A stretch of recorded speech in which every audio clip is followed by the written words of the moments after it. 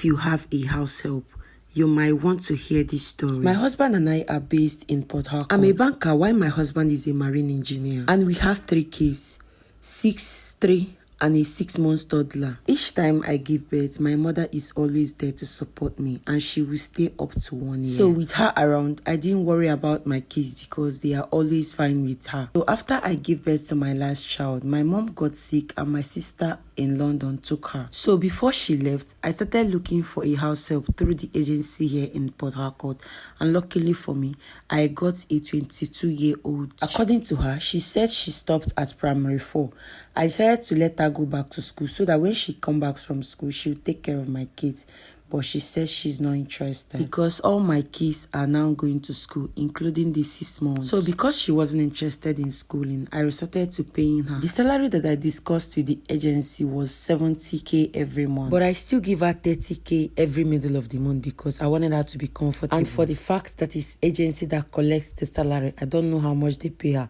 So I decided to do that. Before she came in to live with us, I had to run a test on her because I needed her to be clean for my kids. Her only job was to make sure that the kids are fine. They eat on time, they sleep, they bathe. That was it. I have other staffs that comes in every 2 days to cook, to clean. 3 months after she moved in, my 6-year-old started complaining of stomach. At first, I thought it was warm, but it wasn't long. The second one started complaining.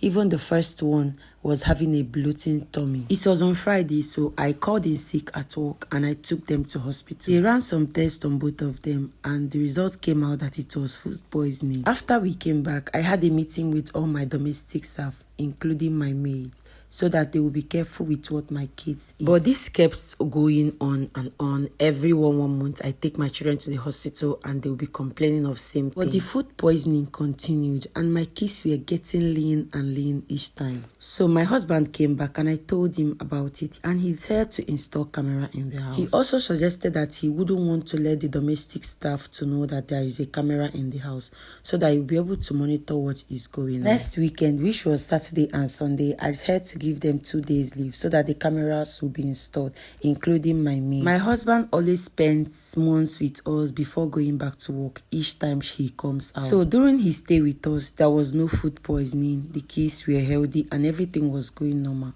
He checks the camera every time to monitor, but everything seems fine. 2 days after he left, I was in my office less busy. I decided to stroll through the camera to check what was going on in the house. What I saw surprised me. I noticed the movement of my maid from the toilet with a cup to the kitchen where she was making my case food. There was no camera inside the toilet, so I didn't know what she came out with, but I saw her walking straight to the kitchen with that thing in her hand. I watched her pour the substance inside my kids' food and she went straight to feeding them with egg. I screenshot those footage and I kept quiet until I came back from work. I didn't want to alert her. I wanted to catch her red-handed, so I didn't talk about it when we got back. Rather, I inspected my kids and I asked them questions if they noticed any tests in their food, but my son said no. The next day, I checked my phone again and I saw her doing the same exercise. I called her on the spot and I asked her what she was doing with that cup from the bedroom to the kitchen. She was so shocked. I caught her looking around to know maybe if something was watching her or maybe if I was there. Ran back inside the toilet and dropped the item she was carrying. I came back with officers and I got her arrested.